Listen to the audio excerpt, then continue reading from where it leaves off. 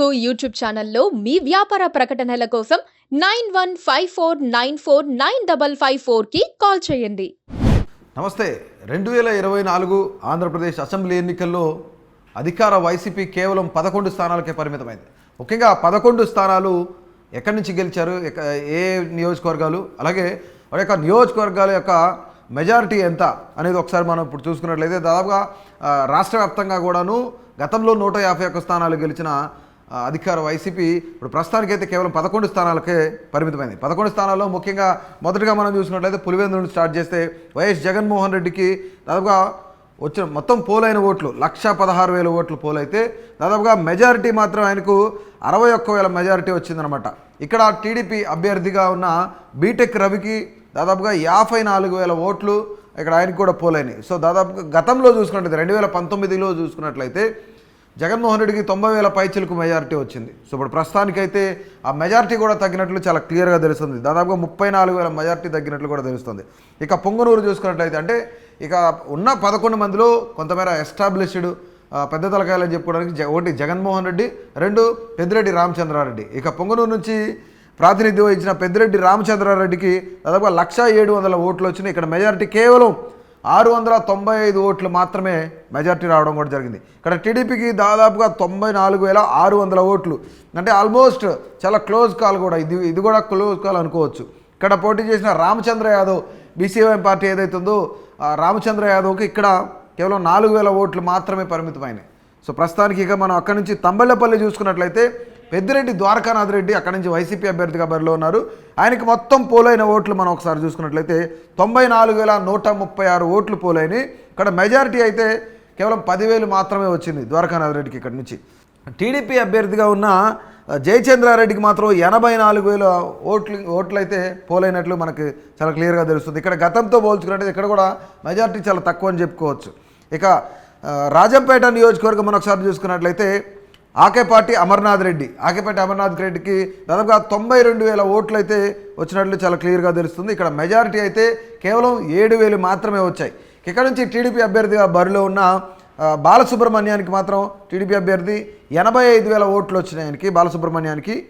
ఇక ఇక్కడ మనం చూసుకున్నట్లయితే క్లియర్గా మరొక నియోజకవర్గం బద్వేల్లో దాసరి సుధా పోటీ చేశారు. ఇక్కడ నుంచి ఆవిడికి 90,400 ఓట్లు వచ్చినాయి. దాదాపుగా ఇక్కడ 3వ అతిపెద్ద మెజారిటీ అని కూడా చెప్పుకోవచ్చు, ఎందుకంటే దాదాపుగా 18,000 మెజారిటీ వచ్చింది దాసరి సుధకు. ఇక ఇక్కడ నుంచి పోటీ చేసిన బీజేపీ అభ్యర్థి ఇక్కడ నుంచి పోటీ చేశారు బొజ్జా రోషన్కు. అయినా కూడా బీజేపీకి కూడా బాగానే ఓట్లు వచ్చినాయి, 71,800 ఓట్లు ఇక్కడ బీజేపీ అభ్యర్థికి పోలవడం కూడా జరిగింది. ఇక నెక్స్ట్ ఆలూరు చూసుకున్నట్లయితే మనం ఇక్కడ నుంచి విరూపాక్ష పోటీ చేశారు. విరూపాక్షకి 1,02,000 ఓట్లు అయితే రావడం జరిగింది. విరూపాక్షకి దాదాపు మెజారిటీ కేవలం 2,800 ఓట్లు మాత్రమే మెజారిటీ వచ్చింది విరూపాక్షకి. At the same time TDP అభ్యర్థిగా ఇక్కడ నుంచి వీరభద్రగౌడ్ పోటీ చేశారు. వీరభద్రగౌడ్కి కూడా మంచి ఓట్ షేర్ వచ్చింది. ఇక్కడ 97,400 ఓట్లు అయితే పోలైన వీరభద్రారెడ్డికి. అలాగే మంత్రాలయం మరొక నియోజకవర్గం మంత్రాలయం కూడా ఇక్కడ కొంత ఇది టఫెస్ట్ సిచ్యువేషన్ అని కూడా చెప్పుకోవచ్చు. గతంలో టఫ్గా ఉన్నా సరే ఇప్పుడు కొంతమేర మెజారిటీ బాగానే వచ్చిందని కూడా చెప్పుకోవచ్చు. ఇక్కడ నుంచి బాలనాగిరెడ్డి పోటీ చేస్తే 87,660 ఓట్లు రాగా 12,800 ఓట్లు మెజారిటీ వచ్చింది బాలనాగిరెడ్డికి. ఇక్కడ ఇది మంత్రాలయం నియోజకవర్గంలో. ఇక టీడీపీ అభ్యర్థిగా ఉన్న రాఘవేంద్ర రెడ్డికి మాత్రం 74,800 ఓట్లు వచ్చినాయి రాఘవేంద్ర రెడ్డికి. ఇక మరొక నియోజకవర్గం దర్శి నియోజకవర్గం చూసుకున్నట్లయితే బూచేపల్లి శివప్రసాద్ రెడ్డి 1,1800 ఓట్లు వచ్చినాయి ఇక్కడ బూచేపల్లి శివప్రసాద్ రెడ్డికి. అలాగే మెజారిటీ 2,456 ఓట్లు మెజారిటీ వచ్చిందనమాట.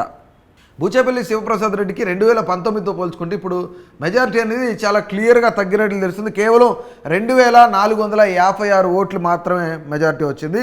ఇక టీడీపీ అభ్యర్థిగా ఇక్కడున్న గొట్టిపాటి లక్ష్మికి మాత్రం 99,433 ఓట్లు రాగా ఇక్కడ దాదాపుగా నియర్లీ 1,00,000 వరకు కూడాను లక్ష్మి చాలా గట్టి ఫైట్ ఇచ్చిందని కూడా చెప్పుకోవచ్చు. ఇక్కడ నుంచి గొట్టిపాటి లక్ష్మి. ఇక మనం చూసుకున్నట్లయితే ఎర్రగొండపాలెం ఇది ఎస్సీ రిజర్వ్డ్ నియోజకవర్గం. ఎస్సీ రిజర్వ్డ్ నియోజకవర్గంలో దాదాపుగా టి చంద్రశేఖర్కి 91,700 ఓట్లు పోలైతే దాదాపు మెజారిటీ 5,200 ఓట్లు పోలైనాయి. At the same time TDP నుంచి గూడూరి ఎరిక్సన్ బాబు 86,500 ఓట్లు పోలైనాయి. ఇక్కడ రీసెంట్గా చంద్రశేఖర్ కూడా ఒక సెన్సేషనల్ కామెంట్ చేశాడు.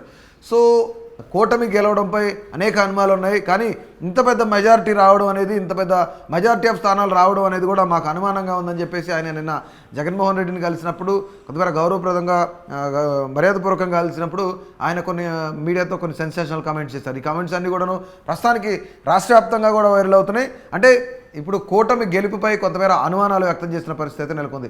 ఇక మరొక వ్యక్తి జగన్మోహన్ రెడ్డికి చాలా దగ్గర బంధువులు కూడాను వాళ్ళు చేసిన పరిస్థితి ఏంటంటే ఈవీఎంలు ట్యాంపరింగ్ జరిగినాయని కూడా వాళ్ళు చెప్తున్న పరిస్థితి. ముఖ్యంగా సింగపూర్ నుంచి ఆపరేట్ చేయడం జరిగింది. దీన్ని చంద్రబాబు నాయుడు పూర్తిగా చంద్రబాబు నాయుడు మధ్యనే తిరిగింది ఇదంతా కూడా. ఈవీఎం ట్యాంపరింగ్ అనేది కొంతమేర టెక్నికల్గా ఎవరిని ఎక్కడ ఎలా వాడాలో చంద్రబాబు నాయుడుకి తెలుసు కాబట్టి సో ఈవీఎం ట్యాంపరింగ్ జరిగింది. సో డెఫినెట్లీ మేము దీనిపైన కోర్టుకు వెళ్తామని కూడా చెప్పిన పరిస్థితి అయితే నెలకొందనమాట. ఇప్పుడు ప్రస్తుతానికి ఈ చర్చ అంతా కూడా 2 తెలుగు రాష్ట్రాల్లో పెద్ద దుమారాన్ని రేపుతుందని కూడా చెప్పుకోవచ్చు. ఇక ఎస్టీ రిజర్వ్డ్ నియోజకవర్గాలు మరొక 2 నియోజకవర్గాలు విశాఖలో ఉన్నాయి.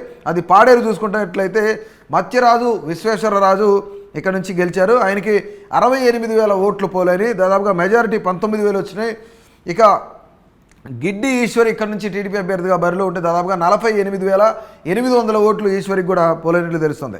ఇక అరకు నియోజకవర్గం మనం చూసుకున్నట్లయితే జగన్మోహన్ రెడ్డి తర్వాత దాదాపుగా మంచి మెజారిటీ వచ్చింది. అరకు నుంచి పోటీ చేసిన రేగం మత్స్యలింగానికి ఇక్కడ నుంచి ఆయన పోటీ చేశారు వైసీపీ అభ్యర్థిగా. ఆయనకు జగన్మోహన్ రెడ్డి తర్వాత మంచి మెజారిటీ వచ్చింది. దాదాపుగా 31,800 ఓట్లు మెజారిటీ వస్తే పోలైన ఓట్లు మనం చూసుకున్నట్లయితే కేవలం 65,000 ఓట్లు, అంటే దాదాపుగా సగానికి సగం మెజారిటీ వచ్చినట్లు కూడా చాలా క్లియర్గా తెలుస్తుంది. ఇక్కడ నుంచి బీజేపీ అభ్యర్థి బరిలో ఉన్నారు రాజారావు. ఇక్కడ పి రాజారావు బరిలో ఉంటే కేవలం 33,000 ఓట్లు మాత్రమే ఆయనకి పోలేని పరిస్థితి అయితే నెలకొంది. ఇక రాష్ట్ర వ్యాప్తంగా కూడా 2019తో కంపేర్ చేసుకుంటే ప్రస్తుతానికి 2024కి 11 నియోజకవర్గాల్లో చాలా క్లియర్గా ఇది మెజారిటీ అయితే చాలా తగ్గినట్లయితే చాలా క్లియర్గా తెలుస్తుంది. ఇక ఈ 11 స్థానాలు కూడాను ముఖ్యంగా మనం చూసుకున్నట్లయితే గతంలో ఉన్న అధికార వైసీపీ ఏదైతుందో దాదాపుగా 175 నియోజకవర్గాల్లో పోటీ చేస్తే 11 నియోజకవర్గాలకే అధికార వైసీపీ పరిమితమైంది. ప్రస్తుతానికి 11 నియోజకవర్గాలు అయితే ఇదనమాట. Please subscribe to KTV Telugu. KTV Telugu. KTV Telugu.